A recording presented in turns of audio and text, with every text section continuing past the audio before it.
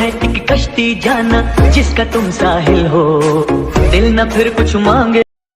सो यार hello friends, स्वागत है आप सभी का आज के एक और नई स्टेटस वीडियो के ट्यूटोरियल में। तो गाइस आपको भी इसी प्रकार का ट्रेंडिंग व्हाट्सएप स्टेटस बनाना है तो वीडियो को पूरा ज़रूर देखना।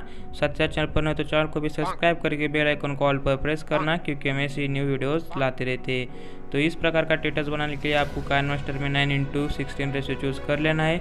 इसके बाद सिंपली से आपको सेटिंग में जाकर एडिटिंग में जाना है और यहाँ पर से नीचे फिल स्क्रीन पर ओके कर देना है। और इसके आगे का प्रोसेस मैं आपको यहाँ पर दिखा देता हूँ।